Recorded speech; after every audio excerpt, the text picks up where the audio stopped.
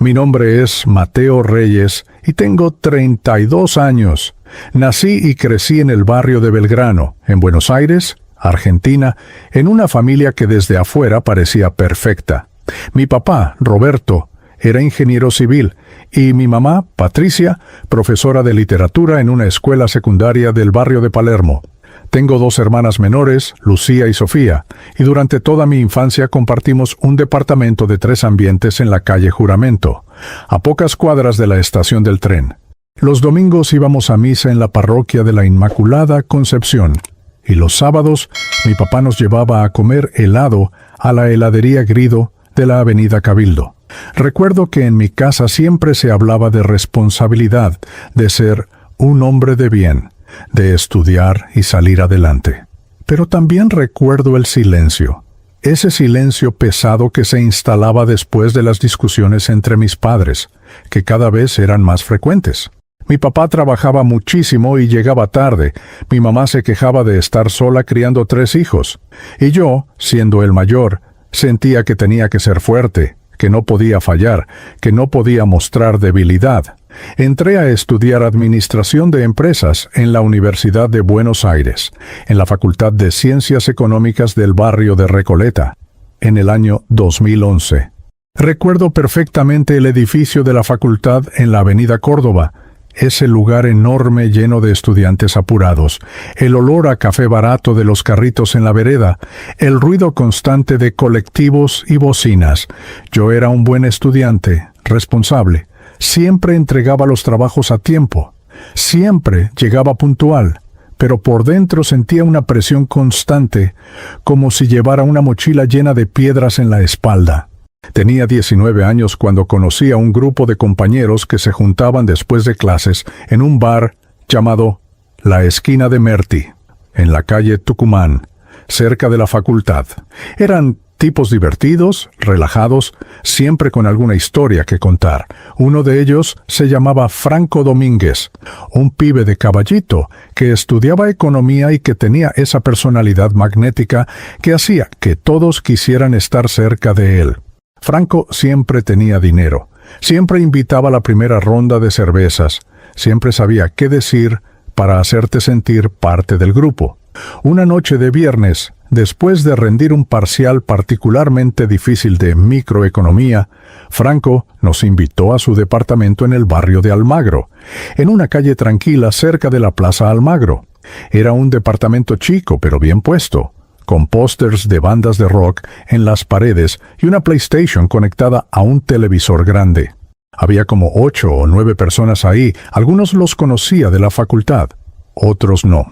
Había música sonando, creo que era Soda Stereo, y todos estaban relajados, riendo, tomando cerveza Quilmes. Recuerdo que me senté en el sofá junto a un chico llamado Sebastián, que estudiaba actuario y que siempre parecía estar en otro planeta. Siempre tan tranquilo, tan en paz.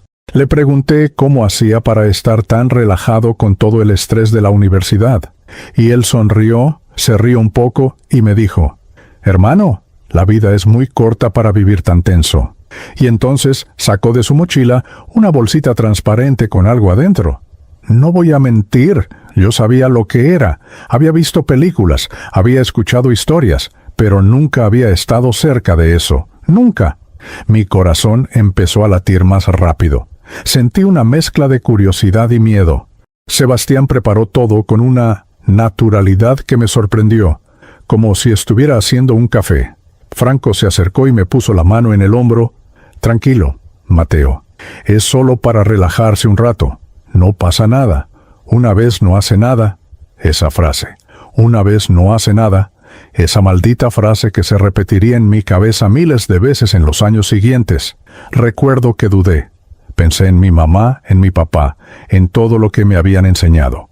Pero también pensé en la presión que sentía, en los exámenes que venían, en las expectativas que todos tenían sobre mí, en esa sensación de estar siempre al borde del colapso. Y pensé, solo una vez, solo para ver qué se siente. ¿Solo para relajarme un rato?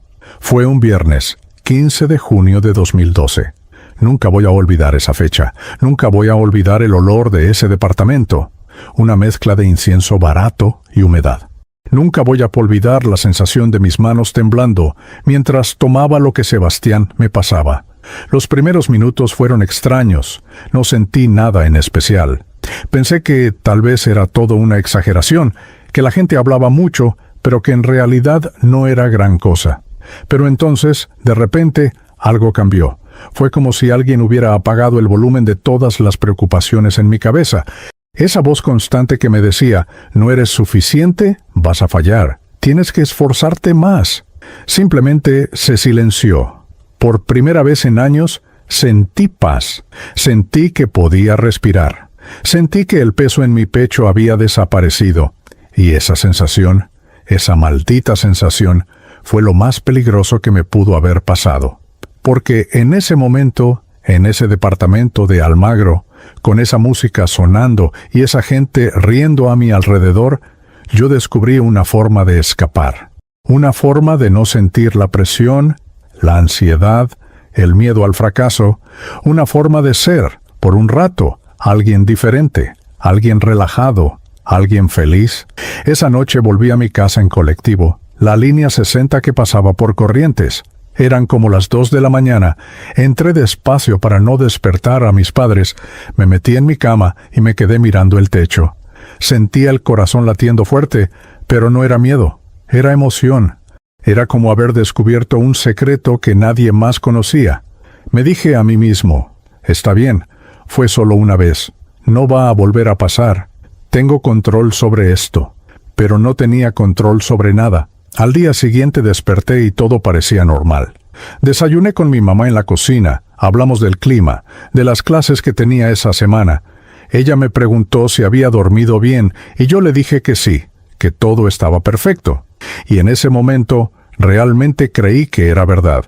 Creí que podía probarlo una vez y dejarlo ahí, que yo era diferente, que yo era más fuerte que esas personas de las que hablaban en las noticias, esas personas que no sabían controlarse. Pasaron 2 semanas, 2 semanas en las que intenté concentrarme en mis estudios, en mis responsabilidades. Pero algo había cambiado. El estrés volvió, más fuerte que antes. Los exámenes se acumulaban. Una profesora de contabilidad me puso un 4 en un trabajo práctico y sentí que el mundo se me venía abajo. Mi papá me preguntó cómo iban mis notas y yo le mentí. Le dije que todo iba excelente. Y cada mentira era una piedra más en esa mochila que cargaba. Y entonces, una tarde de jueves, después de una clase especialmente agobiante de estadística, recibí un mensaje de Franco en mi celular. Juntada esta noche en lo de Seba. ¿Venís? Mi primer instinto fue decir que no. Tenía que estudiar, tenía entregas pendientes. Pero la ansiedad en mi pecho era insoportable.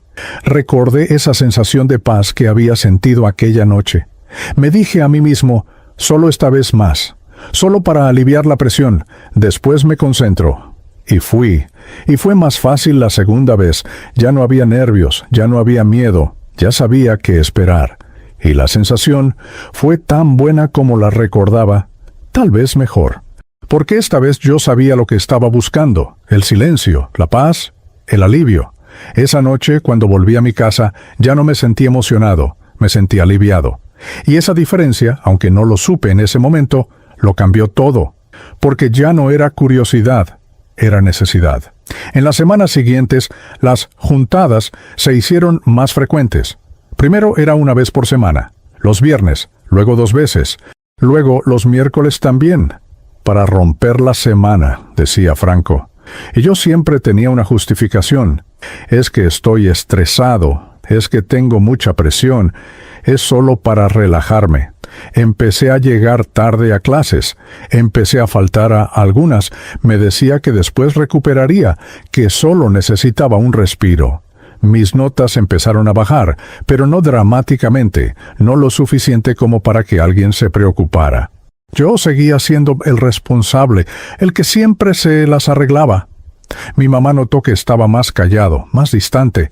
Una tarde, mientras tomábamos mate en la cocina, me preguntó si todo estaba bien.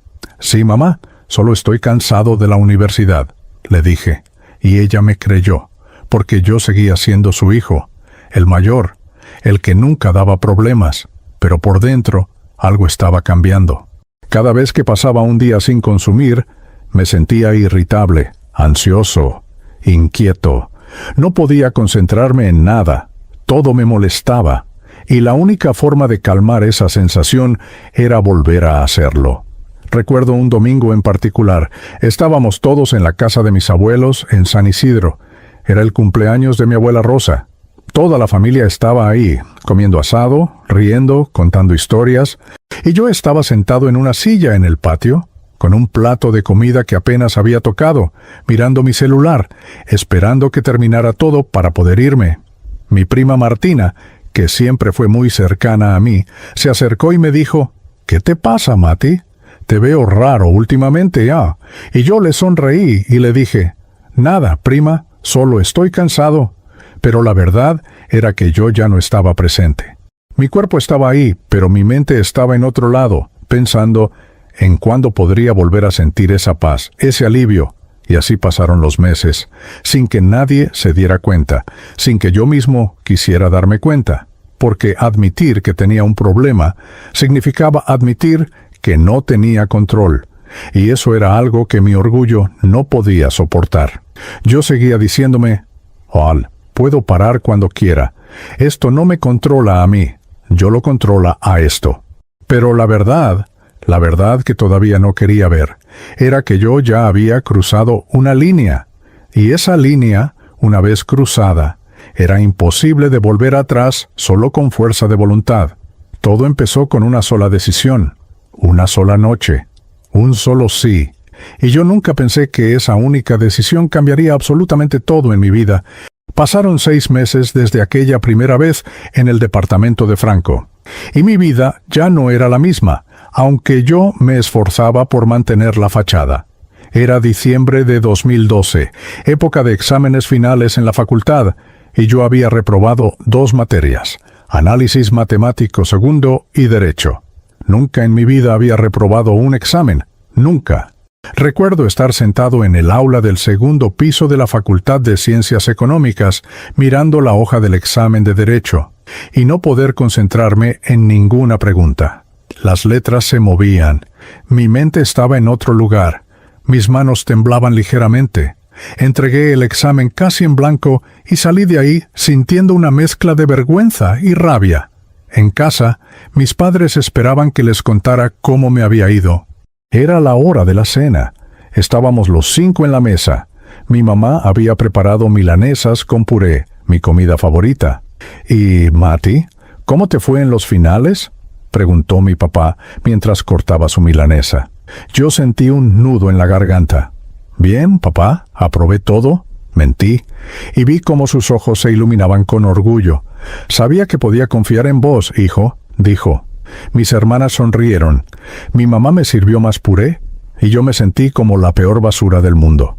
Esa fue la primera mentira grande, pero no sería la última, porque una vez que empezás a mentir, cada mentira necesita otra mentira para sostenerla, y otra, hasta que construís un castillo entero hecho de mentiras y vivís con el terror constante de que todo se derrumbe. Para sostener la mentira, falsifiqué el certificado de notas.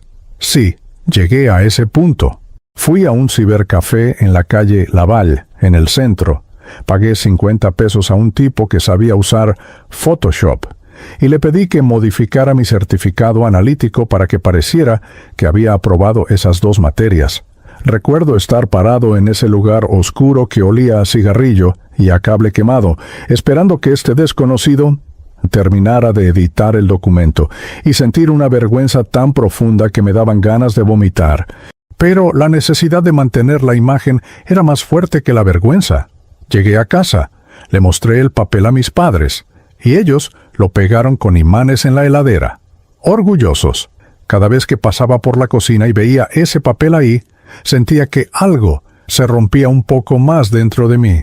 El consumo ya no era algo ocasional, ya no era una vez por semana para relajarse.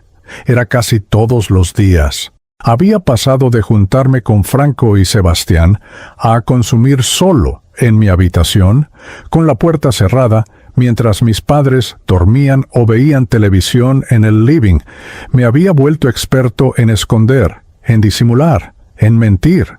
Siempre tenía excusas, que estaba estudiando, que estaba cansado, que tenía dolor de cabeza. Empecé a robar dinero de la casa. Pequeñas cantidades al principio, 50 pesos de la billetera de mi mamá, 100 pesos del cajón donde mi papá guardaba efectivo para emergencias. Me decía a mí mismo que era un préstamo, que lo devolvería, pero nunca lo devolví, porque cada peso que conseguía se iba en lo mismo, una y otra vez. Mi mamá empezó a notar que faltaba plata. Una tarde, mientras yo estaba en mi cuarto, la escuché hablar con mi papá en la cocina. «Roberto, te juro que tenía 200 pesos acá. Los conté esta mañana. No entiendo dónde pueden estar», decía ella, con la voz preocupada. «¿No será que los gastaste y te olvidaste?», respondió mi papá. «No, estoy segura. Algo raro está pasando». Mi corazón latía tan fuerte que pensé que me iba a explotar el pecho. Me quedé quieto, callado, esperando que la conversación terminara. Y cuando terminó, sentí un alivio momentáneo, pero también un odio profundo hacia mí mismo. En la universidad, mis amigos de antes empezaron a alejarse. Había un grupo con el que estudiaba desde primer año, Tomás, Daniela y Martín. Nos juntábamos en la biblioteca de la facultad, en la Avenida Córdoba, y pasábamos horas preparando trabajos, estudiando para parciales, tomando café horrible de la máquina expendedora. Pero yo empecé a cancelar cada vez más seguido. «No puedo hoy. Tengo que hacer un trámite. Me siento mal. Nos vemos la próxima. Hoy tengo un compromiso familiar», hasta que dejaron de invitarme. Tomás me escribió un mensaje un día. «Mati, ¿todo bien con vos? Te notamos raro. Si necesitas hablar». «Acá estamos». Yo le respondí. «Todo bien, hermano. Solo estoy ocupado». «Gracias igual». Y nunca más hablamos como antes. Mi círculo social cambió completamente. Ahora solo me juntaba con Franco, Sebastián y otros tipos que conocí a través de ellos. Nos veíamos en lugares cada vez más turbios. Departamentos vacíos en Constitución, bares oscuros en 11, hasta en plazas de noche. Recuerdo una noche estar en la Plaza Miserere, sentado en un banco cerca de la estación, a las 3 de la mañana, con dos tipos que apenas conocía, consumiendo como si fuera lo más normal del mundo, mientras algunas personas sin techo dormían en cartones a pocos metros. Y yo pensaba, ¿cómo llegué acá? ¿Cómo llegué a esto? Pero incluso en esos momentos de lucidez, no podía parar, porque la ansiedad que sentía cuando no consumía era peor que la vergüenza de estar ahí, en esa plaza, destruyendo mi vida. Conseguí un trabajo de medio tiempo en una oficina de contabilidad en el barrio de Microcentro, en la calle Florida, gracias a un contacto de mi papá. Era un trabajo simple: ordenar documentos, hacer fotocopias, llevar papeles de un lado a otro. Pero yo necesitaba el dinero, porque el dinero que robaba de casa ya no alcanzaba. Mi jefe, el señor Héctor Ruiz, un hombre de unos 60 años con lentes gruesos y siempre impecablemente vestido, me dio una oportunidad confiando en la recomendación de mi papá. «Tu viejo habló muy bien de vos, Mateo. Me dijo que sos un pibe responsable. Espero que así sea», me dijo el primer día. Los primeros meses fui puntual, cumplí con mis tareas, pero después empecé a llegar tarde. Primero 5 minutos, después 10, después media hora. Empecé a desaparecer en los baños por tiempos prolongados. Una vez, el señor Ruiz golpeó la puerta del baño y me preguntó si estaba bien. Sí, señores, es que me siento mal del estómago. Susma, le grité desde adentro.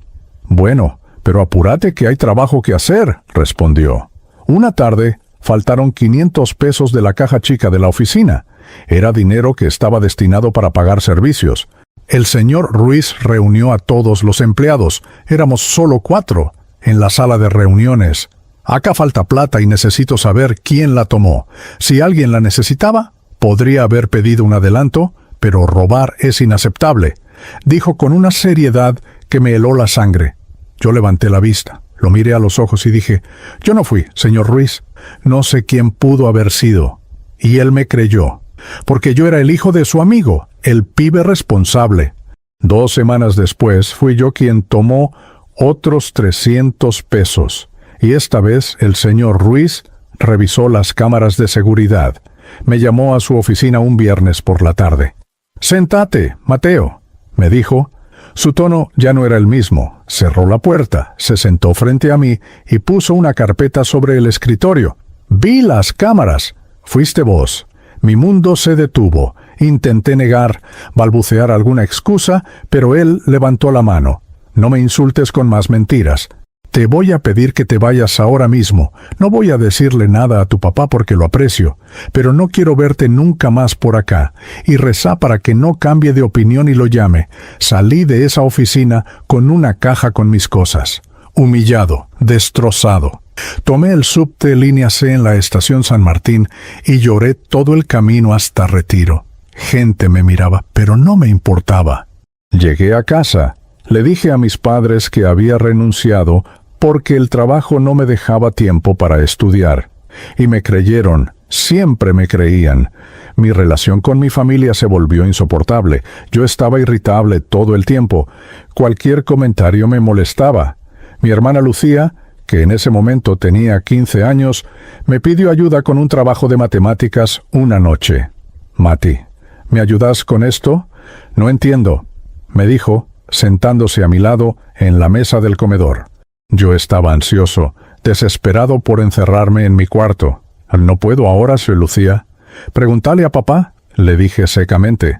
«Pero papá no sabe de esto. Vos siempre me ayudabas antes», insistió. Y yo exploté. «Te dije que no puedo. ¿Qué parte no entendés? Déjame en paz».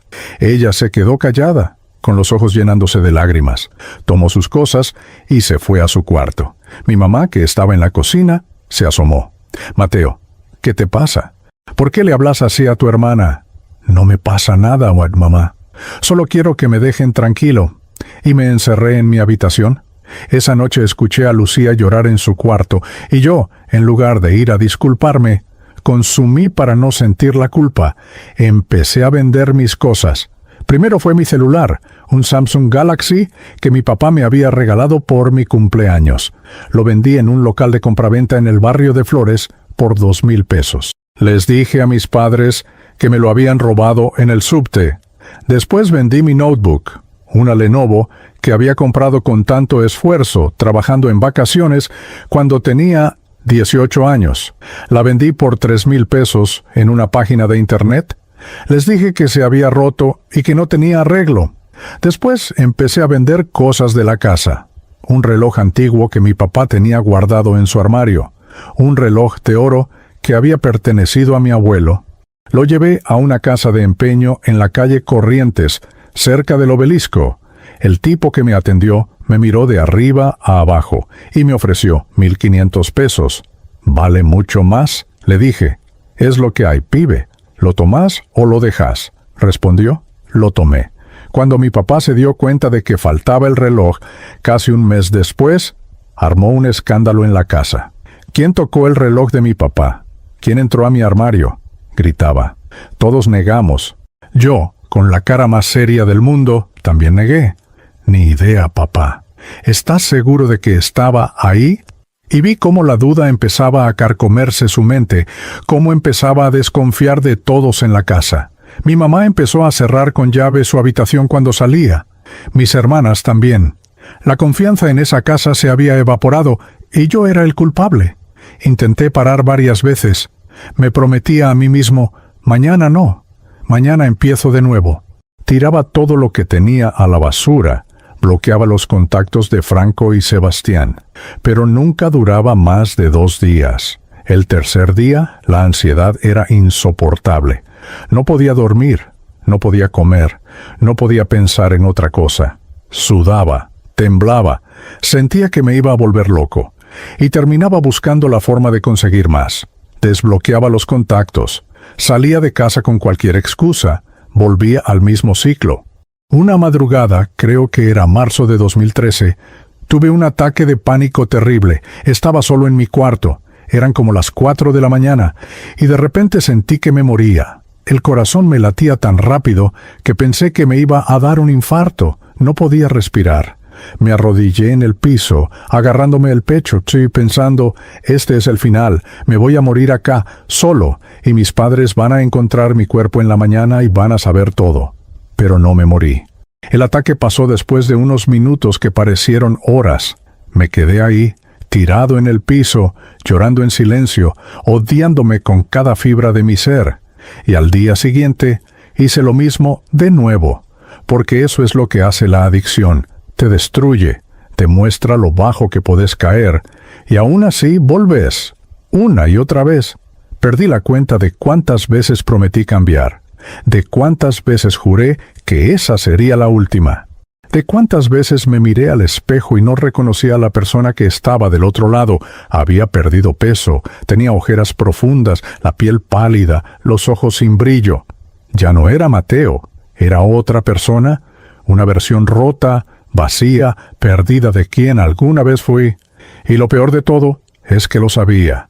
Sabía perfectamente lo que me estaba haciendo, pero no podía parar, porque la vergüenza de admitir que tenía un problema, de pedir ayuda, era más fuerte que el deseo de estar bien, porque admitir que estaba perdido significaba admitir que había fallado, y yo no podía fallar.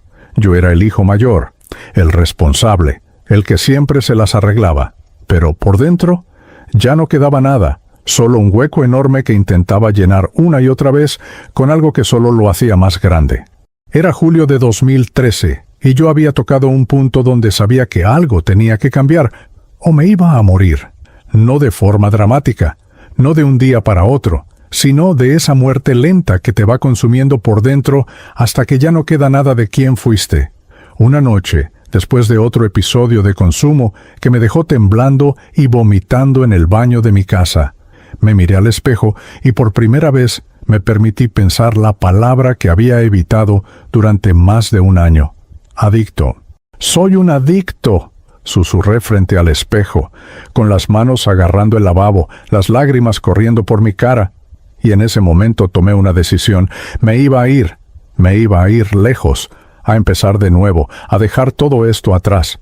Le dije a mis padres que había conseguido una oportunidad de trabajo en Córdoba capital, en una empresa de tecnología que necesitaba gente joven con conocimientos de administración.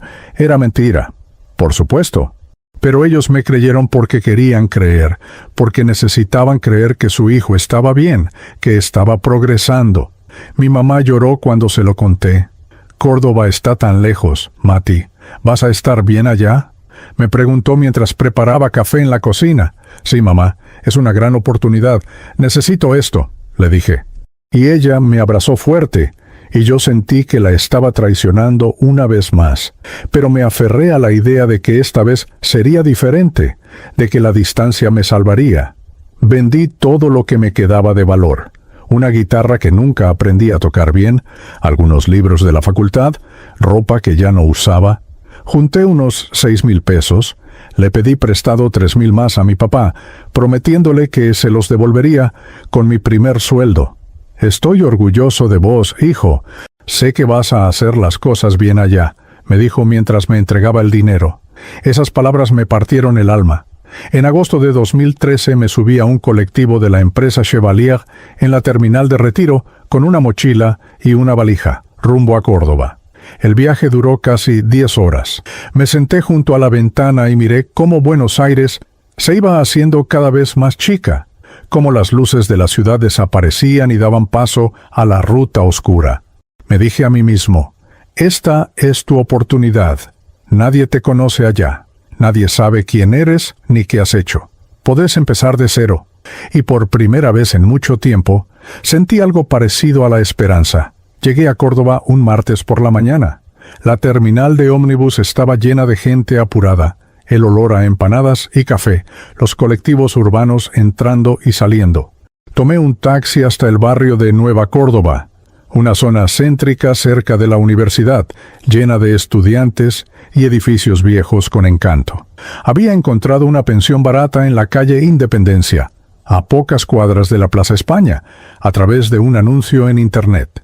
Era una habitación chica en un edificio antiguo, con una cama, un armario, un escritorio y un baño compartido al final del pasillo. La dueña era una señora mayor llamada Doña Carmen, una mujer de unos 70 años, con el pelo blanco recogido en un rodete, que me recibió con una sonrisa amable. «Bienvenido, muchacho. Acá vas a estar tranquilo. Solo te pido respeto y que pagues en fecha, me dijo. Los primeros días fueron extraños. Me despertaba temprano. Salía a caminar por el centro, por la peatonal de la calle San Martín. Miraba las vidrieras. Tomaba café en bares donde nadie me conocía. Busqué trabajo en varios lugares, locales de comida rápida, supermercados, oficinas. Finalmente conseguí un puesto en un call center en el barrio de Güemes, atendiendo consultas de clientes de una empresa de telefonía. El sueldo era malo, pero alcanzaba para pagar la pensión y comer. El lugar era un galpón grande con cientos de cubículos, todos con auriculares puestos, hablando al mismo tiempo. El ruido constante era ensordecedor, pero me mantenía ocupado, y eso era lo que necesitaba. Durante las primeras 3 semanas no consumí nada, ni siquiera alcohol.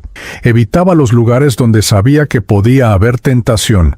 Me la pasaba trabajando, caminando por la ciudad, explorando parques como el Parque Sarmiento, donde me sentaba en los bancos a mirar a las familias jugar con sus hijos. Llamaba a mi mamá cada 2 días.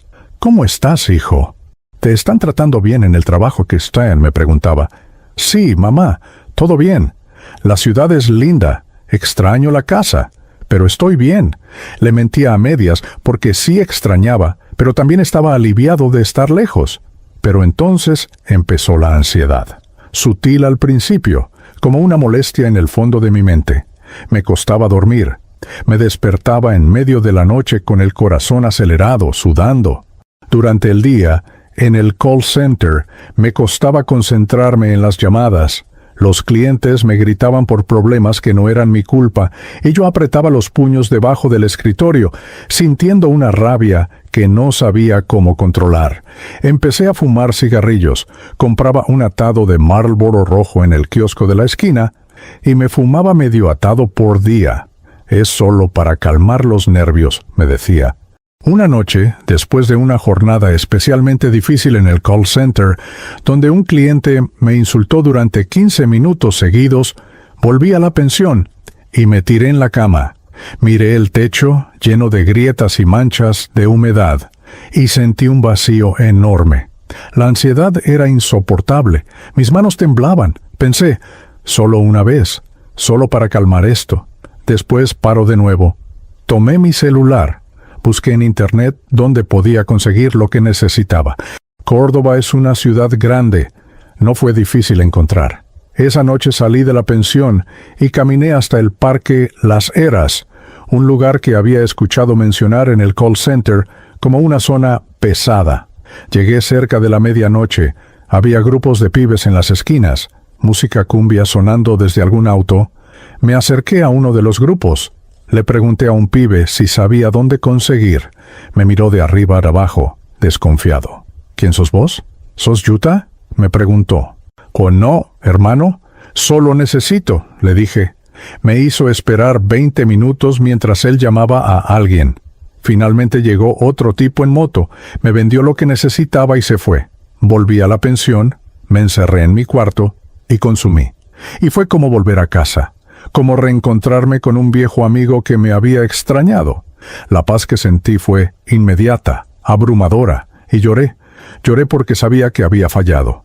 Lloré porque me había prometido que esta vez sería diferente, que Córdoba sería un nuevo comienzo, y ya lo había arruinado. Lloré porque me di cuenta de que el problema no era Buenos Aires, no era Franco, no era Sebastián, no era el estrés de la universidad. El problema era yo. El problema siempre había sido yo. A partir de esa noche, todo volvió a ser igual. Empecé a consumir con la misma frecuencia que antes. Conocí gente en Córdoba, gente como yo, perdida, rota, buscando lo mismo. Un tipo llamado Diego que trabajaba repartiendo pizzas en el centro. Una chica llamada Yamila que estudiaba enfermería, pero que había abandonado hacía meses. Nos juntábamos en departamentos vacíos, en plazas de noche, en lugares donde nadie hacía preguntas. En el call center empecé a llegar tarde otra vez. Mi supervisor, un tipo joven llamado Gonzalo, me llamó a su oficina después de la tercera vez. «Mateo, ¿qué te pasa?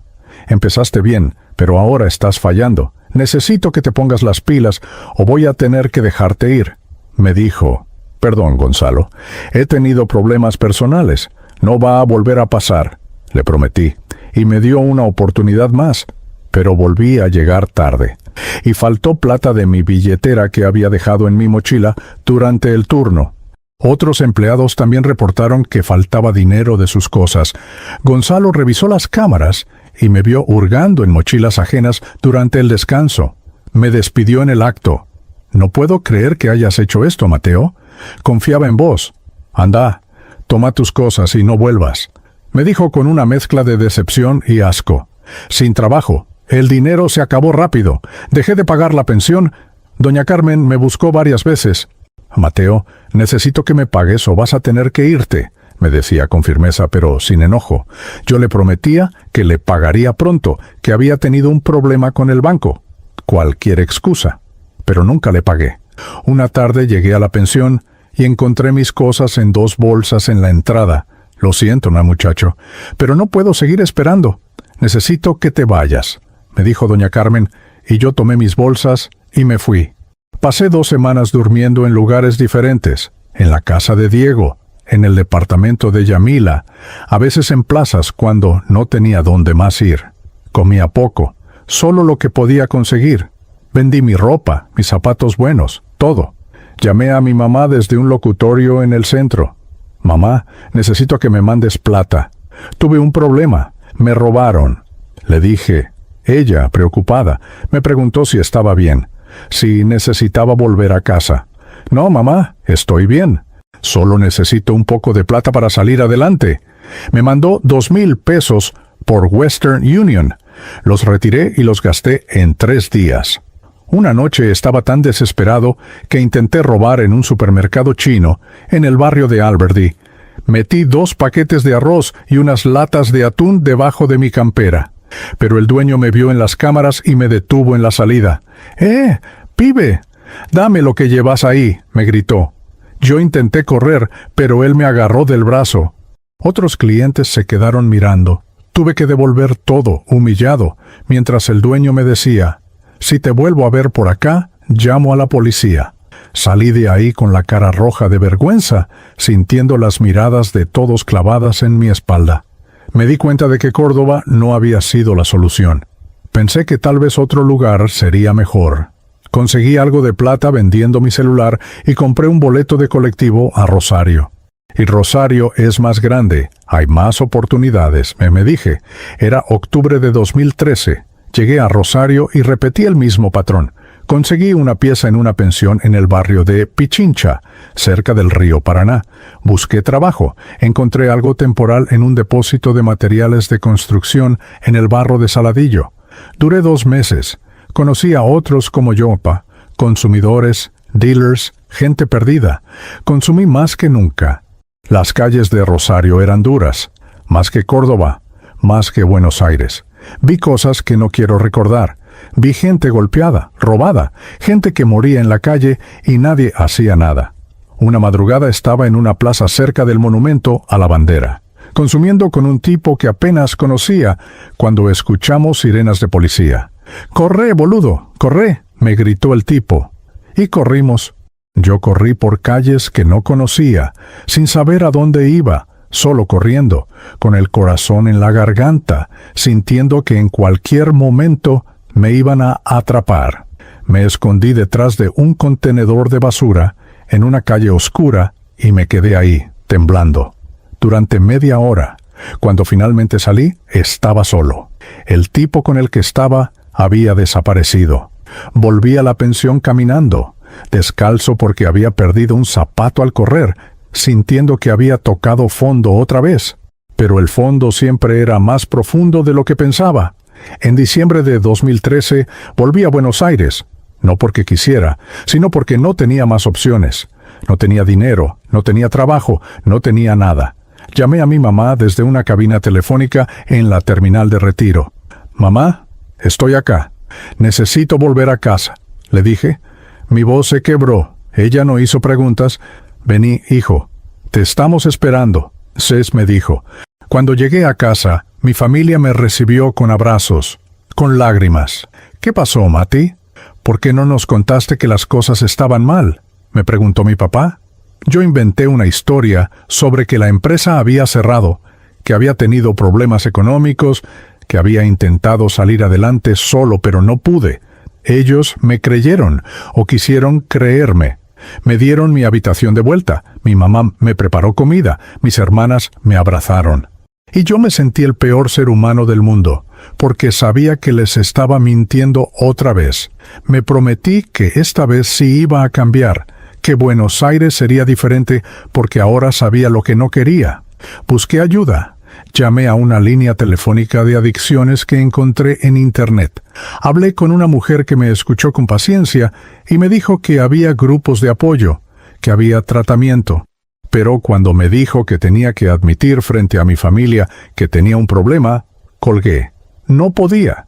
No podía enfrentar la mirada de decepción de mi papá, las lágrimas de mi mamá, el dolor de mis hermanas. Intenté parar solo otra vez.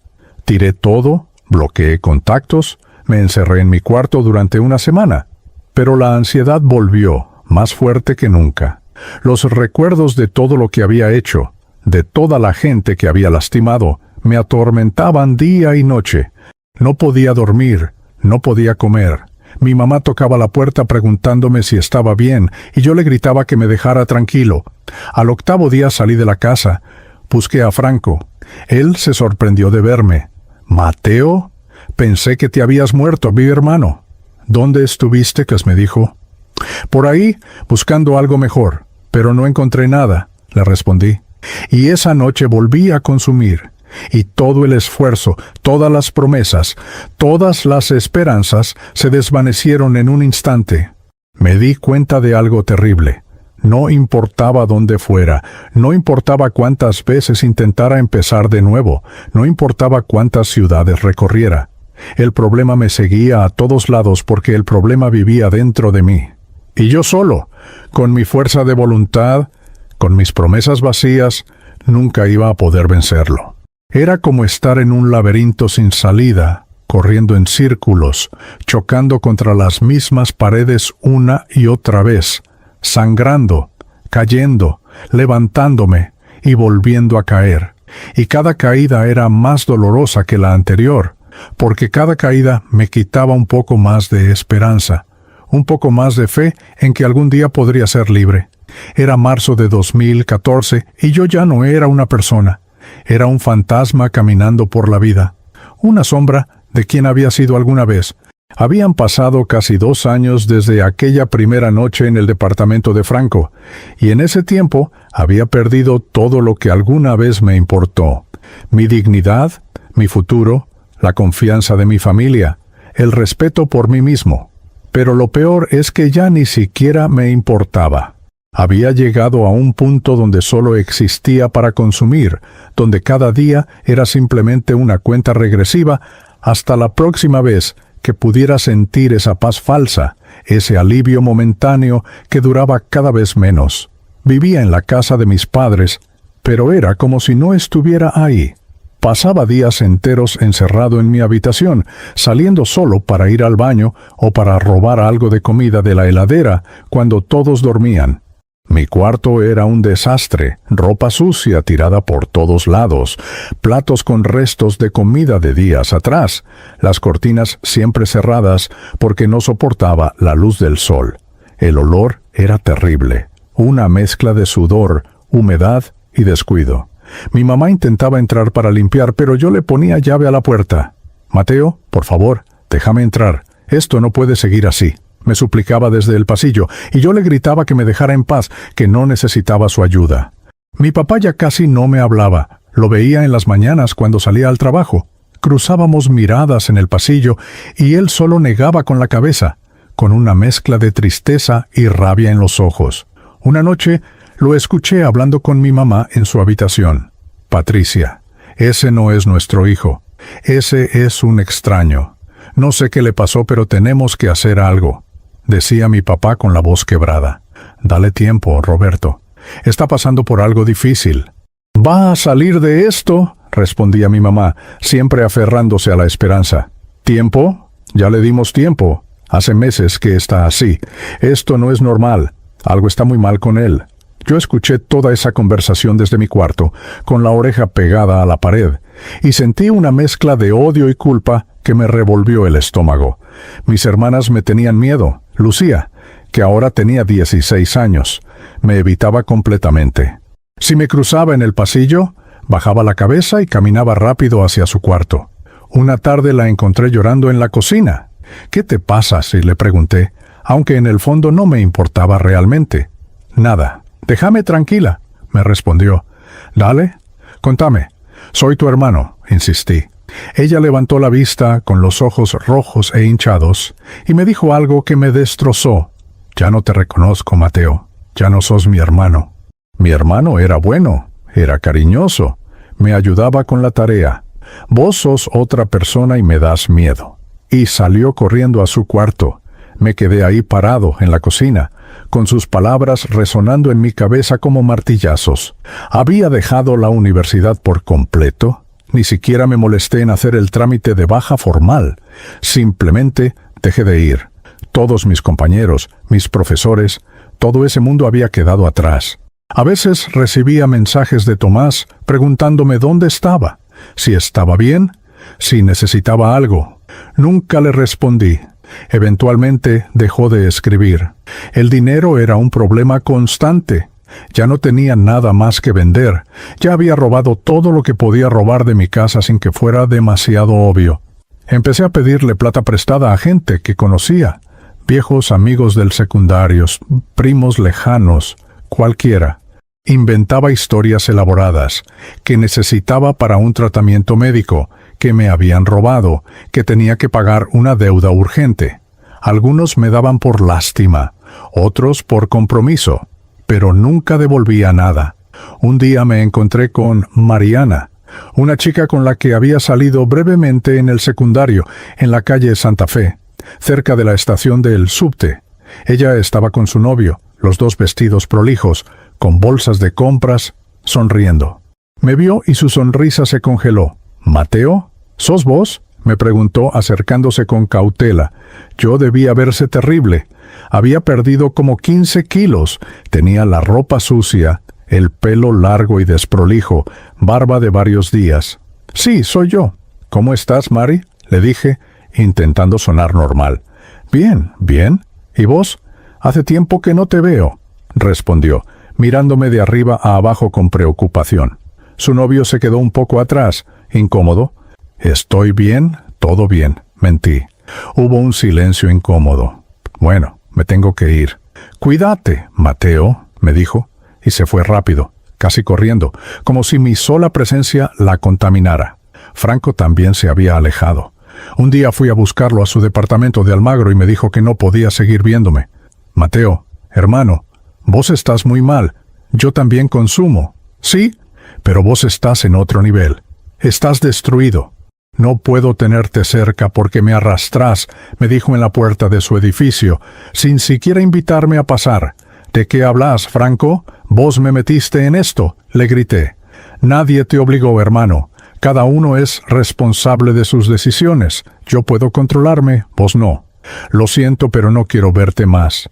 Y me cerró la puerta en la cara. Sebastián había desaparecido. Nadie sabía nada de él. Alguien me dijo que lo habían internado. Otro me dijo que se había ido a vivir a España con su familia. No sé qué fue de él, pero me dio igual. A esa altura ya no tenía amigos. No tenía a nadie. Solo tenía contactos. Gente que me vendía lo que necesitaba. Gente que usaba y que me usaba.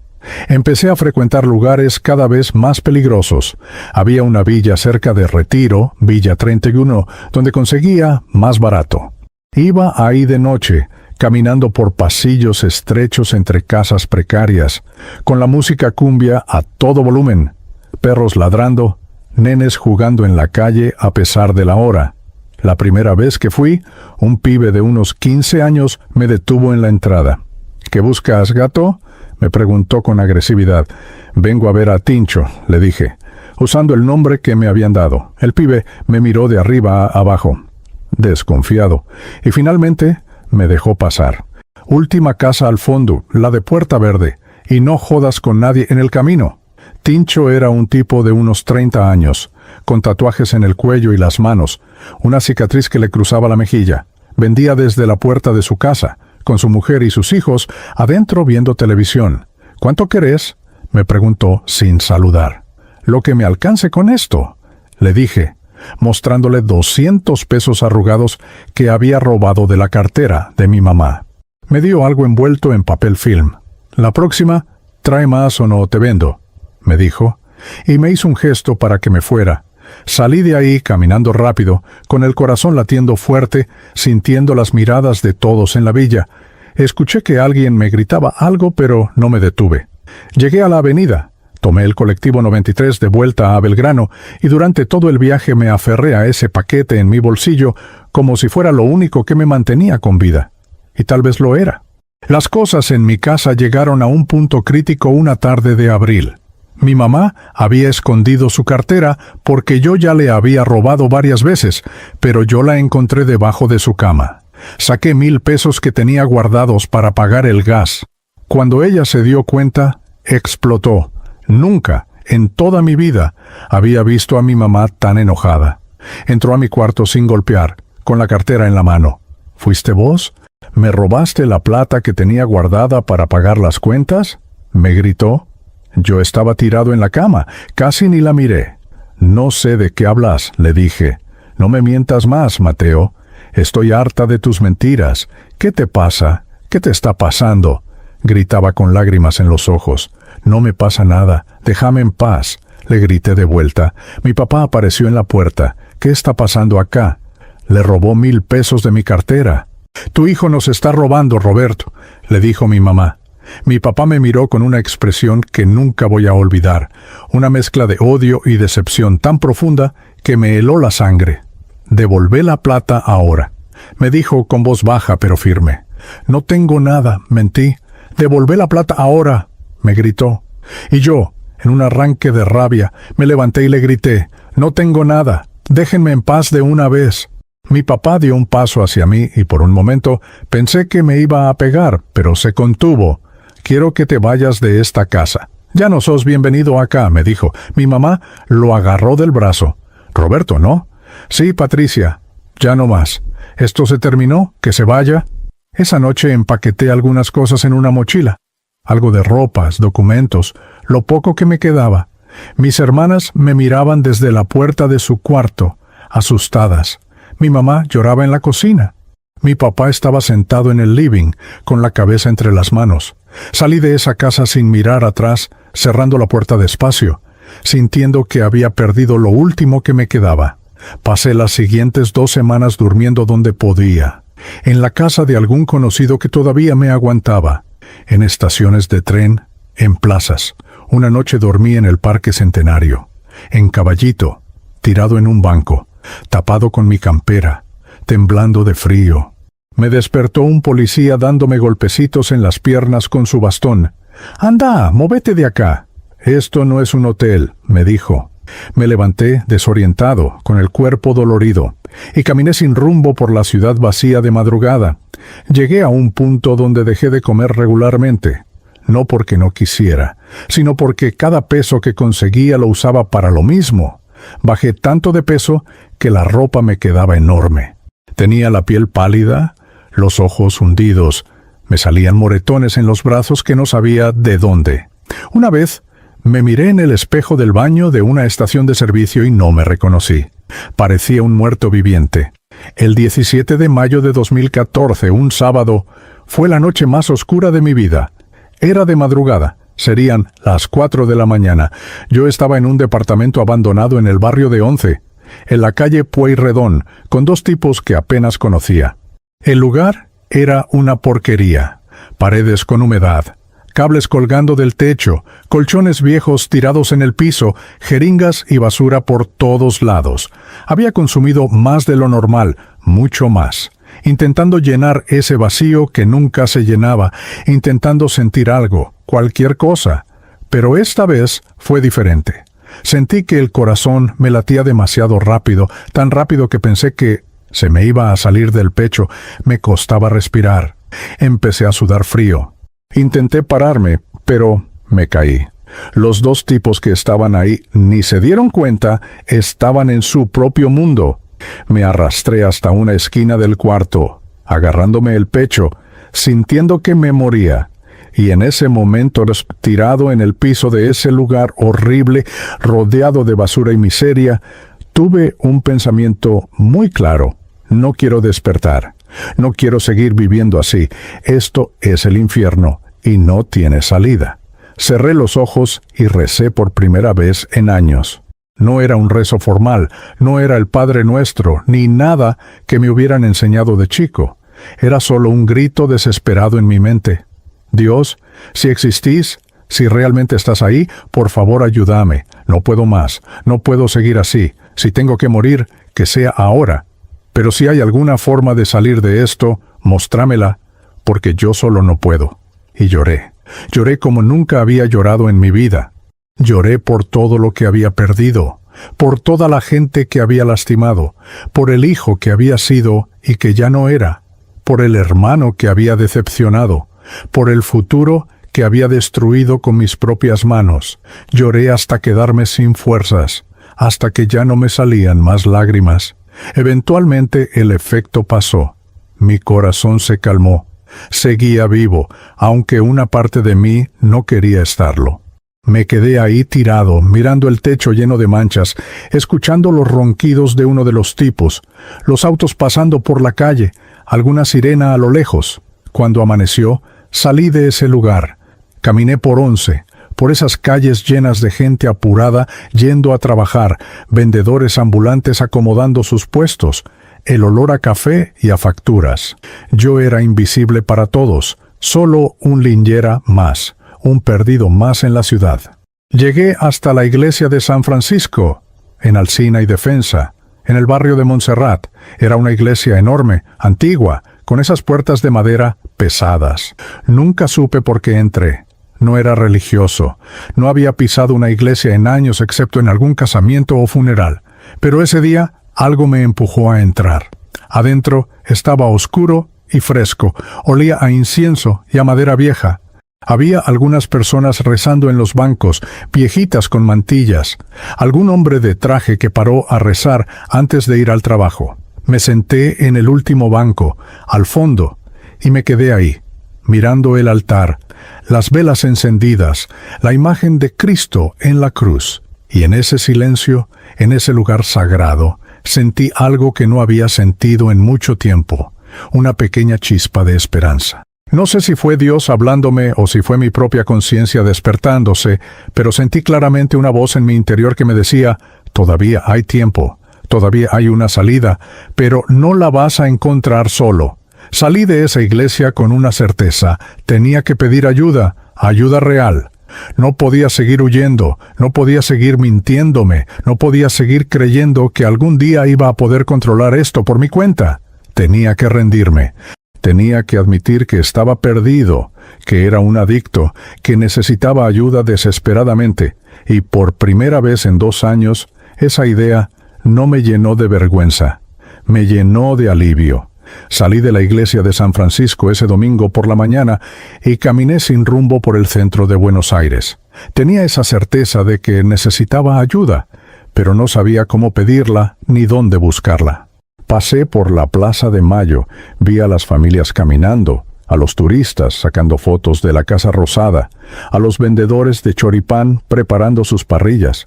Todo el mundo tenía un lugar a donde ir, algo que hacer, alguien que los esperaba, menos yo. Me senté en un banco cerca de la Catedral Metropolitana y saqué mi celular, que apenas tenía batería. Busqué en Google, Ayuda para Adictos Buenos Aires. Aparecieron muchos resultados, centros de rehabilitación, líneas telefónicas, grupos de apoyo. Me sentí abrumado. Todos esos lugares parecían requerir dinero, o tener que hablar con profesionales, o internarme. Y yo no tenía dinero, no tenía obra social, no tenía nada. La idea de llamar a mi familia para pedirles ayuda me daba pánico. Después de todo lo que había hecho, después de haberlos robado, mentido, decepcionado, ¿cómo iba a aparecer ahora diciendo, necesito ayuda? Seguí scrolleando en el celular hasta que encontré algo diferente. Grupo de jóvenes cristianos. Iglesia Encuentro con Vida. Todos los martes 19 RC. Barrio de Palermo. Había una dirección, calle Bonpland, 1567. Decía, no importa de dónde vengas ni lo que hayas hecho, acá hay lugar para vos. Jesús te espera. Normalmente habría ignorado algo así. Yo no era religioso, no creía en esas cosas, pero algo en esas palabras, no importa lo que hayas hecho, me tocó profundo. Anoté la dirección en un papel que encontré en mi bolsillo. Faltaban 2 días para el martes, 2 días que se sintieron eternos. El lunes por la noche, casi no dormí. Estaba en la casa de un tipo llamado Charlie, un contacto que me dejaba quedarme en su departamento de tanto en tanto a cambio de hacerle mandados. Era un lugar horrible en el barrio de Constitución, con ratas, con humedad, con el ruido constante de la calle. Me la pasé toda la noche mirando el techo, pensando en si realmente iba a ir a esa iglesia o no. Una parte de mí decía que era una pérdida de tiempo, que la religión no iba a solucionar nada, que era para gente débil. Pero otra parte, más pequeña pero más fuerte, me decía que no tenía nada que perder, que ya había probado todo lo demás y nada había funcionado. El martes 20 de mayo de 2014 a las 6 de la tarde me bañé por primera vez en varios días. Charlie tenía un baño compartido en el pasillo del edificio. Asqueroso, con la ducha rota que solo tiraba agua fría. Me bañé igual, intentando lavarme toda la mugre de encima, aunque sabía que la mugre más profunda no se iba con agua y jabón. Me puse la ropa menos sucia que tenía, un jean gastado y una remera negra con agujeros. No tenía espejo, pero sabía que me veía mal. Flaco, ojeroso, con la barba y el pelo largos y desprolijos, pero era lo mejor que podía hacer. Tomé el subte línea D desde la estación Catedral hasta Palermo. El viaje duró como 20 minutos. Me senté en un asiento cerca de la puerta y miré a toda la gente, estudiantes con sus mochilas, empleados volviendo del trabajo, una señora con bolsas del supermercado, un tipo leyendo el diario. Todos tenían vidas normales, y yo me sentía un alien entre ellos. Bajé en la estación Plaza Italia y caminé por la calle Bonpland. Era un barrio lindo, con árboles en las veredas, bares con mesas afuera, edificios bajos, gente paseando perros. Me sentía completamente fuera de lugar. Encontré el número 1567. Era un edificio antiguo de 2 pisos, con una puerta de madera verde y un cartel pequeño que decía Iglesia Encuentro con Vida.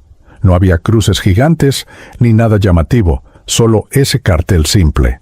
Me quedé parado afuera durante 10 minutos, debatiendo si entrar o no. Vi gente entrando, pibes jóvenes, parejas, algunos con Biblias en la mano, todos sonriendo, saludándose.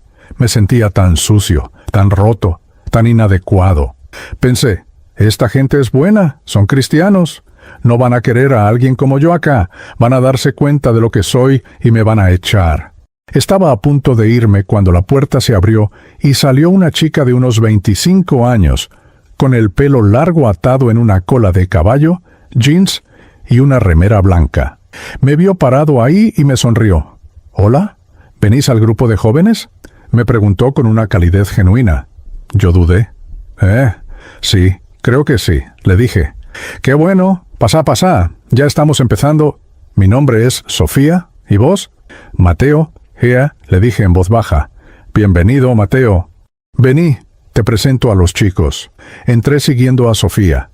Había un pasillo largo con fotos en las paredes de actividades de la iglesia. Campamentos, retiros, misiones.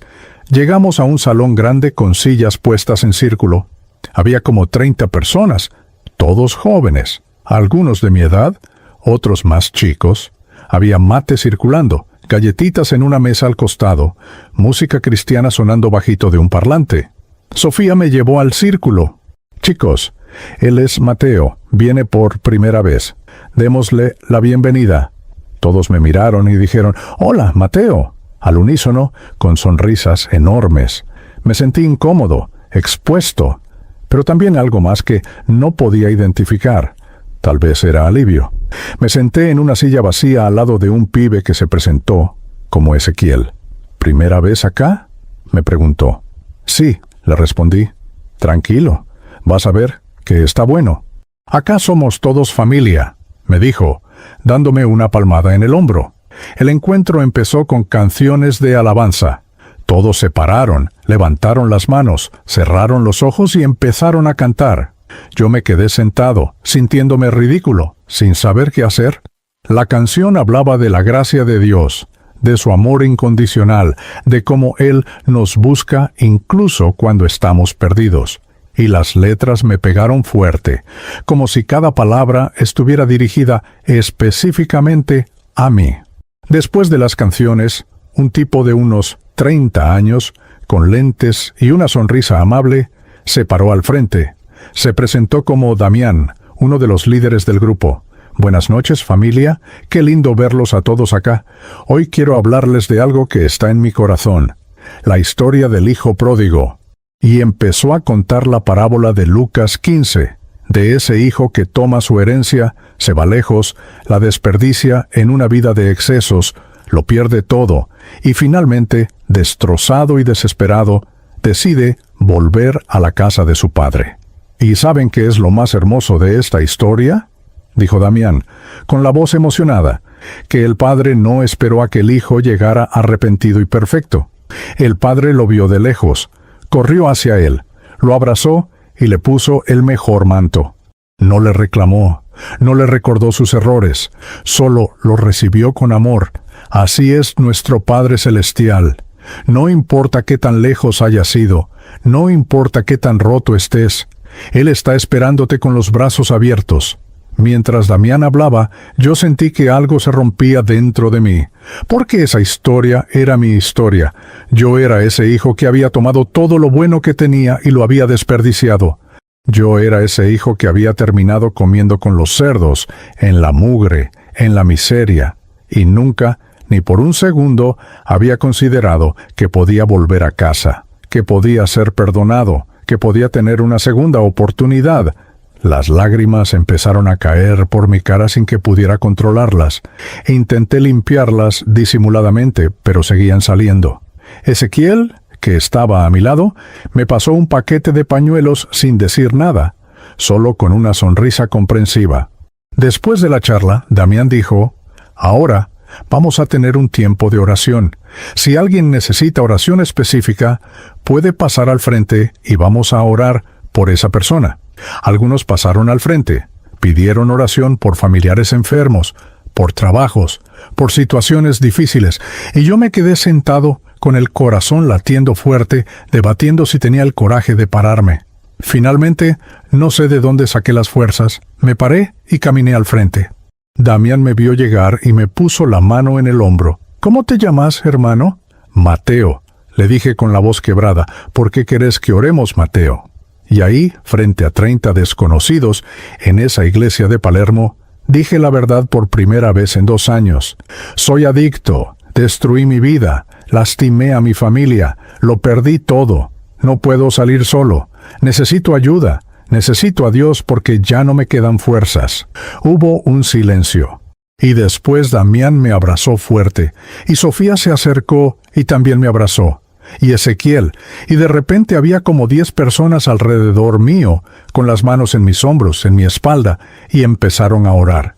No era una oración formal, era como una conversación con Dios, pero con una intensidad que nunca había escuchado.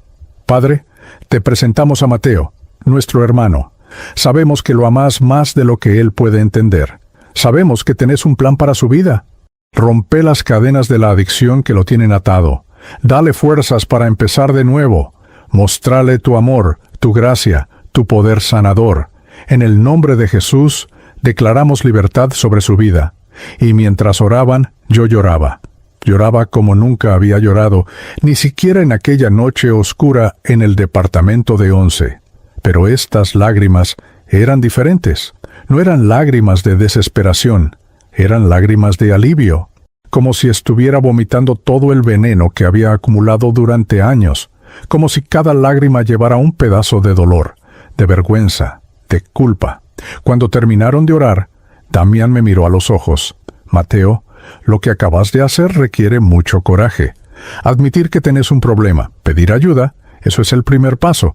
Y quiero que sepas que no estás solo. Acá somos familia. Vamos a caminar con vos en este proceso. Pero lo más importante es que Jesús ya caminó este camino con vos, incluso cuando no lo sabías. Él te trajo hasta acá. Él no te va a soltar. Después del encuentro, varios se acercaron a hablar conmigo. Ezequiel me contó que él también había tenido problemas con el alcohol hace unos años y que Jesús lo había liberado. Sofía me dio su número de teléfono. Llámame cuando necesites, a la hora que sea. No estás solo, me dijo. Un chico llamado Lucas me invitó a un estudio bíblico que tenían los jueves. Es un grupo más chico, más íntimo. Creo que te va a hacer bien. Me dijo, esa noche volví al departamento de Charlie en Constitución, pero ya no era la misma persona que había salido horas antes. Algo había cambiado. No era algo mágico, no me había transformado completamente en un segundo, pero había una luz pequeñita en mi interior que antes no estaba. Una esperanza frágil pero real de que tal vez, solo tal vez, podía haber un camino de salida. Me tiré en el colchón sucio del piso y agarré mi celular. Busqué en los contactos el número de mi mamá. Hacía semanas que no hablaba con ella. Mi dedo tembló sobre el botón de llamar. Eran casi las 11 de la noche. Finalmente, junté coraje y llamé. Ella atendió al tercer ring. «Hola». Su voz sonaba cansada, preocupada. «Mamá, soy yo», le dije. Hubo un silencio. «¿Mateo? ¿Dónde estás? ¿Estás bien? Mamá, necesito decirte algo. Necesito contarte la verdad». Y le conté todo. It hurt clear, more than I can say. But maybe love isn't holding on. Maybe it's knowing when to walk away. We try to hold what we're slipping through, like sand running from our hands. Every promise started losing shape. We couldn't be what we once planned. Your eyes would look right through mine, like you were already gone. We stayed too long in a fading light, trying to prove we still. It hurt clear, more than I can say. But maybe love isn't holding on. Maybe it's knowing when to walk away.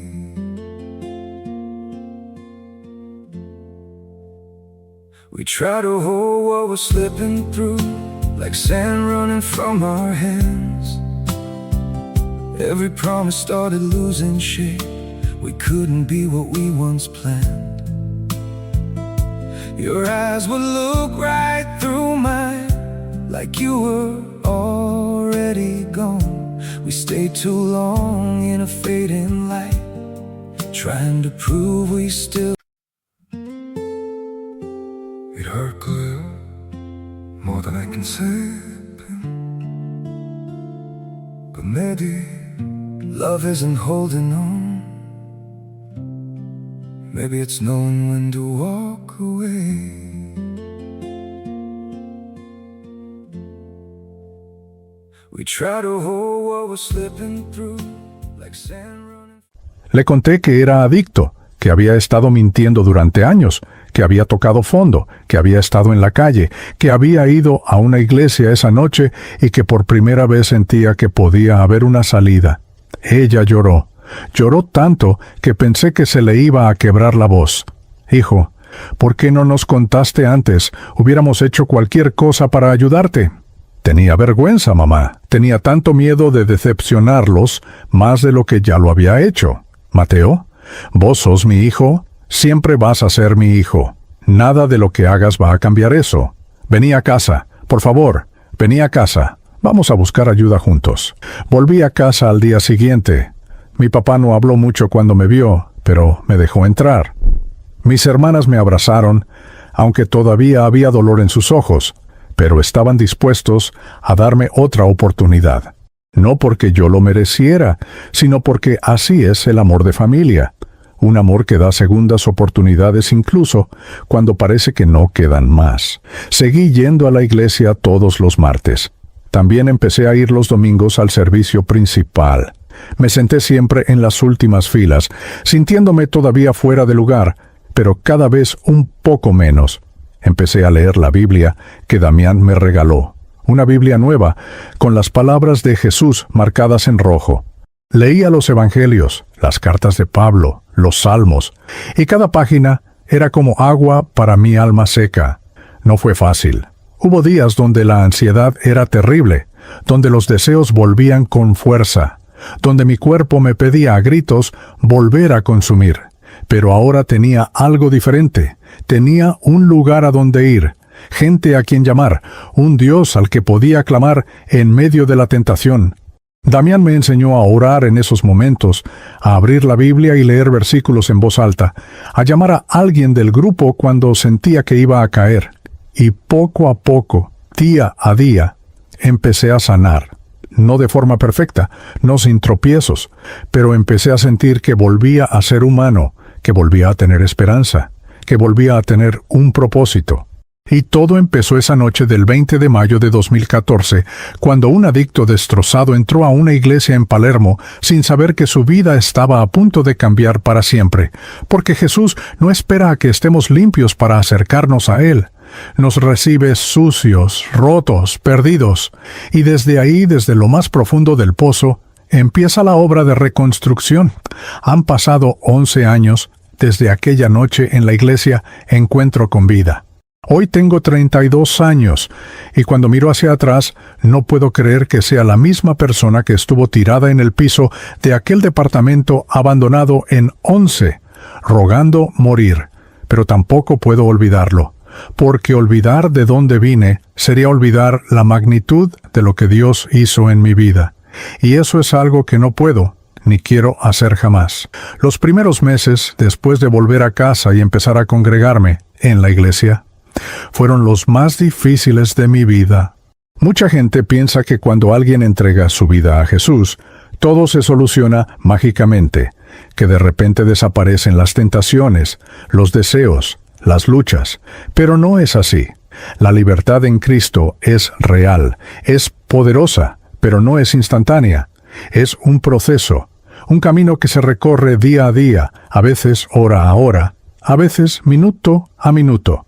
Durante las primeras semanas, el síndrome de abstinencia fue brutal. Mi cuerpo había dependido de las sustancias durante tanto tiempo que cuando dejé de consumir, se rebeló. Sudaba de noche, empapando las sábanas, temblaba sin control, tenía pesadillas terribles donde consumía y me despertaba angustiado, revisando si era real o no. Había días donde no podía comer nada porque todo me daba náuseas. Mi mamá se quedaba sentada conmigo en la cocina, sosteniéndome la mano, orando en voz baja, mientras yo luchaba contra las ganas de salir corriendo a buscar algo que aliviara el dolor. Pero esta vez tenía algo que nunca antes había tenido, un sistema de apoyo real.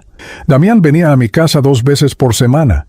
Se sentaba conmigo en el living, abría su Biblia y me leía pasajes. Mateo, escucha esto. No temas, porque yo estoy contigo. No desmayes, porque yo soy tu Dios que te esfuerzo. Siempre te ayudaré, siempre te sustentaré con la diestra de mi justicia. Isaías 41:10. Dios te está sosteniendo ahora mismo. Incluso cuando no lo sentís, me decía. Y yo me aferraba a esas palabras como a un salvavidas en medio de un océano furioso. Sofía me llamaba todas las mañanas. Buenos días, Mateo. ¿Cómo amaneciste hoy?, me preguntaba con esa voz alegre que tenía. Al principio me costaba responder con honestidad. Bien, le mentía, pero ella insistía. Mateo, acordate que acá no hay que fingir. Podés ser honesto. ¿Cómo estás realmente? y poco a poco aprendí a abrirme. Mal, Sophie. Tuve una noche horrible, no dormí nada, estuve a punto de salir a la calle, y ella no me juzgaba, no me sermoneaba, solo me decía, gracias por ser honesto. ¿Ya oraste hoy? Y a veces no lo había hecho. Bueno, oremos ahora juntos por teléfono. Y ahí mismo, mientras yo estaba tirado en mi cama, ella oraba por mí, y yo sentía que Dios estaba presente en esa habitación. Ezequiel se convirtió en mi compañero de rendición de cuentas. Nos juntábamos todos los sábados por la mañana en una cafetería llamada La Esquina de las Flores, en el barrio de Colegiales, en la calle Zapiola. Pedíamos café con leche y medialunas, y hablábamos de todo, de cómo había sido mi semana, de las tentaciones que había enfrentado, de las victorias pequeñas, de las caídas. ¿Cómo vas con la tentación, hermano?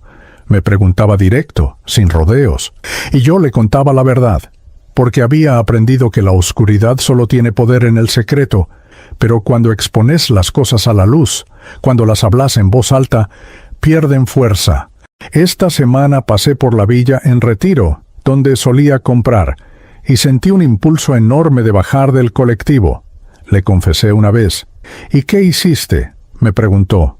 Empecé a recitar el Salmo 23 en voz baja. El Señor es mi pastor, nada me faltará. Lo repetí como 10 veces hasta que pasamos la zona. Ezequiel sonrió. Eso es una victoria, hermano. Cada vez que resistís, te haces más fuerte. Una de las cosas que más me ayudó fue algo que Damián me enseñó, la importancia de tener una rutina con Dios. Mateo, la libertad se sostiene con disciplinas diarias, no es emoción, no es sentimiento, es decisión, me dijo. Me ayudó a crear una rutina simple pero efectiva. Todas las mañanas, antes de hacer cualquier otra cosa, me levantaba, me lavaba la cara, preparaba un mate, y me sentaba en el comedor de mi casa con mi Biblia. Leía un capítulo, a veces solo unos versículos si estaba muy cansado, y después oraba. Al principio no sabía cómo orar, me sentía ridículo hablándole a alguien que no podía ver. Pero Damián me dijo, háblale a Dios como le hablarías a tu mejor amigo, sin palabras rebuscadas, sin frases religiosas. Contale tu día, tus miedos, tus deseos. Él quiere escucharte. Y así empecé. Dios, buenos días. Soy Mateo. No sé si me escuchas, pero acá estoy. Hoy tengo miedo de salir a la calle porque sé que voy a pasar por lugares que me tientan. Dame fuerzas. Ayúdame a recordar quién soy ahora, no quién fui. Y oraciones simples como esas empezaron a transformar mi interior de maneras que no puedo explicar completamente. También empecé a memorizar versículos bíblicos. Damián me dio una lista de 20 versículos sobre identidad, libertad y fortaleza. Cuando venga la tentación, y va a venir, tenés que tener la palabra de Dios ya guardada en tu corazón, lista para usar como espada, me dijo. Entonces memoricé versículos como Juan 8:36. Así que si el Hijo os libertare, seréis verdaderamente libres. 2 Corintios 5:17. De modo que si alguno está en Cristo, nueva criatura es.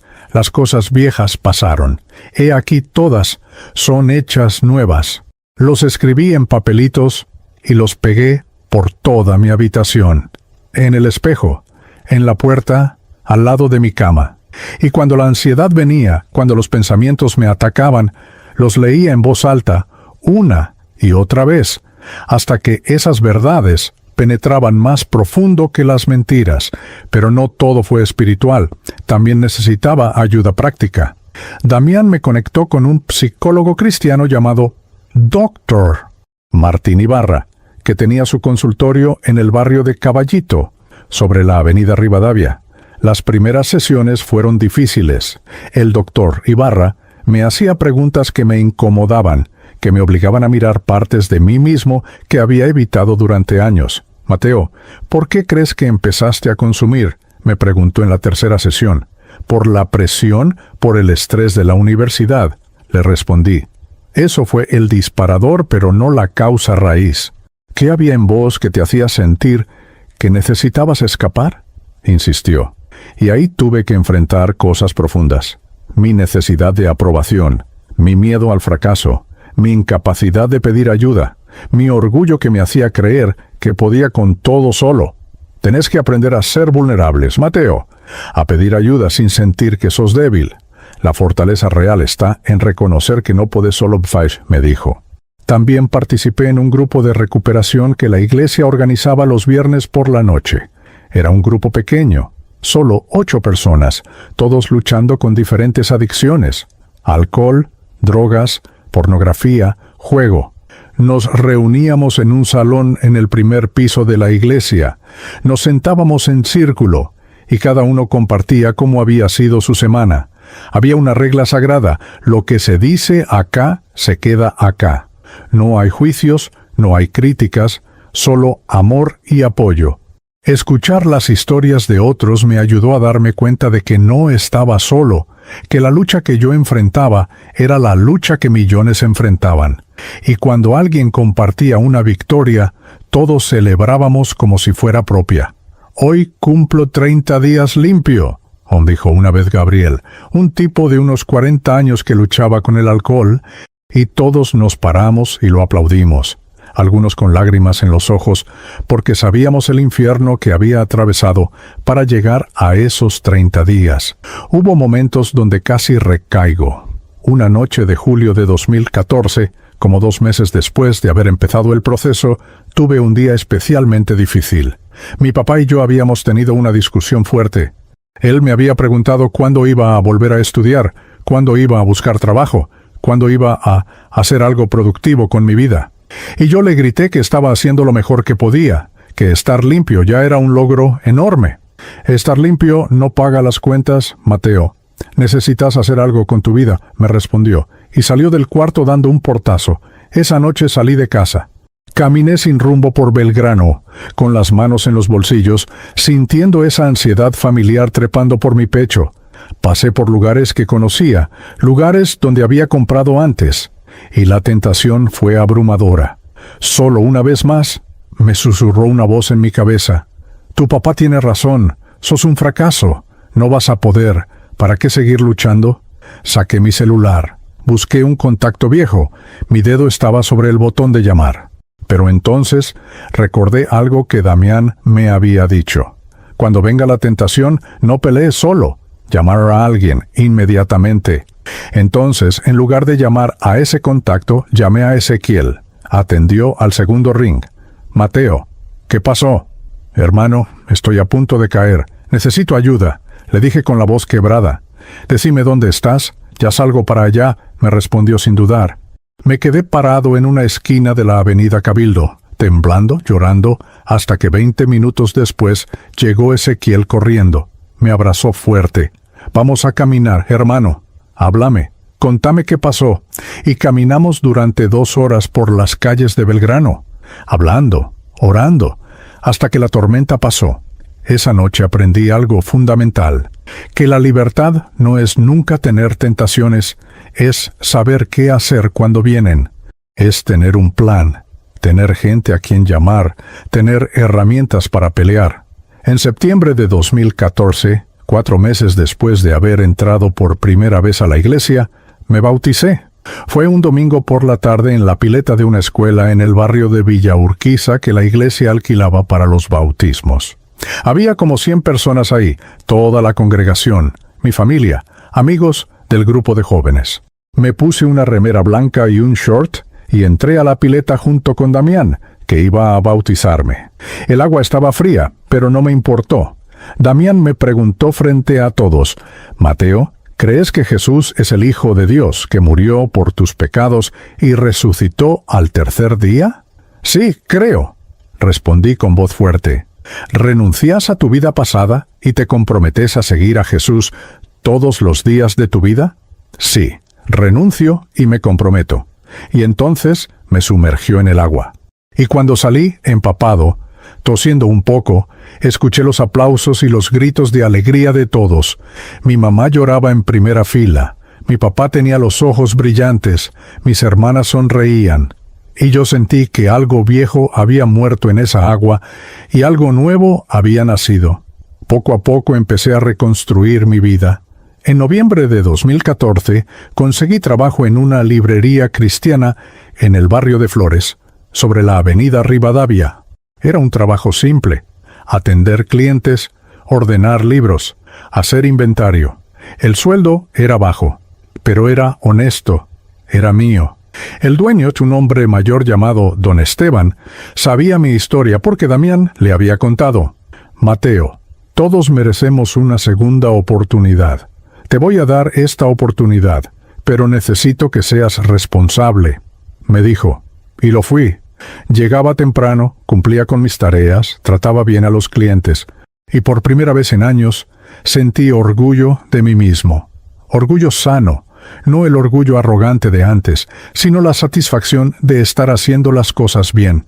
En 2015 me anoté para terminar el secundario en un programa para adultos que había descubierto. Había abandonado la universidad, pero al menos podía completar el secundario que técnicamente había terminado, pero con todo el caos nunca había procesado bien. Iba a clases 3 veces por semana en una escuela nocturna en Colegiales. Era el más grande del aula, pero no me importaba. Estudiaba, rendí exámenes y en diciembre de 2015 me recibí. Mi mamá fue a la ceremonia de graduación y lloró cuando me entregaron el diploma. «Estoy tan orgullosa de vos, hijo», me dijo, abrazándome fuerte. En 2016 empecé a estudiar teología en un instituto bíblico que funcionaba en la misma iglesia. Siempre había pensado que yo no servía para cosas espirituales, que eso era para gente buena, para gente que nunca había hecho las cosas terribles que yo había hecho. Pero Damián me desafió.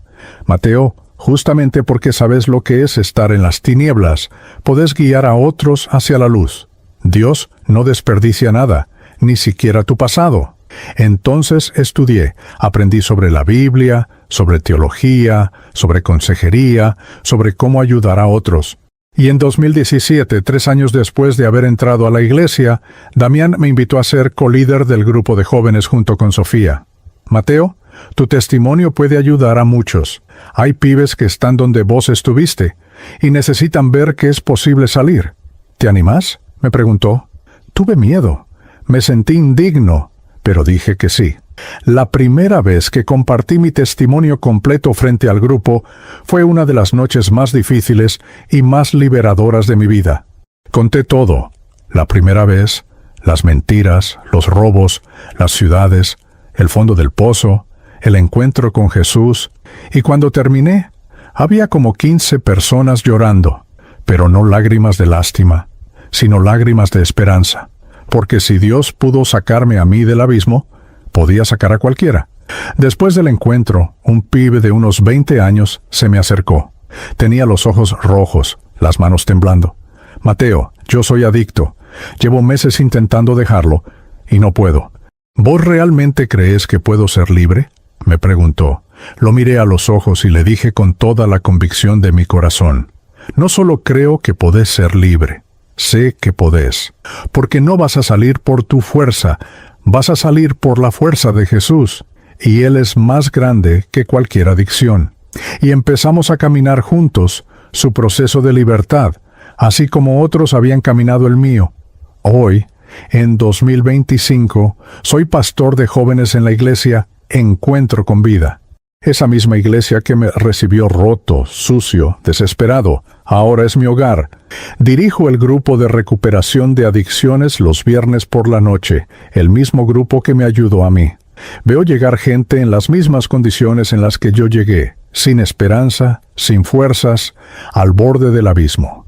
Y les digo lo mismo que me dijeron a mí. No estás solo, hay salida, y se llama Jesús. También me reconcilié completamente con mi familia. Mi relación con mi papá fue la más difícil de restaurar, pero hoy puedo decir que tenemos una relación hermosa. Él vino a Cristo en 2018, después de ver la transformación en mi vida. Si Dios pudo cambiar a mi hijo, entonces Dios es real. Me dijo el día que tomó la decisión de seguir a Jesús. Mi mamá sirve en la iglesia en el ministerio de intercesión. Mis hermanas, Lucía y Sofía, también son parte de la congregación. Somos, verdaderamente, una familia restaurada. En 2019 conocí a Camila, una chica increíble que sirve en el ministerio de alabanza de la iglesia. Nos hicimos amigos primero, después empezamos a salir y en 2021 nos casamos. Ella conoce toda mi historia, cada parte oscura, y me ama igual. Tenemos una hija, Emma, que hoy tiene 2 años. A veces la miro dormir en su cuna y me quiebro, porque pienso en que si hubiera seguido en ese camino de destrucción, nunca la hubiera conocido, nunca hubiera experimentado este amor, esta vida plena que tengo ahora. ¿Significa que ya no lucho? No.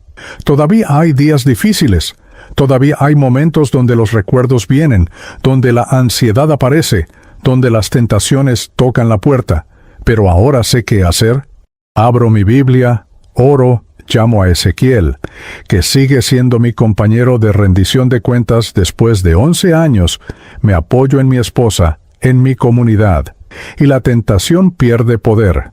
La libertad que tengo hoy no es porque soy fuerte, es porque Jesús es fuerte.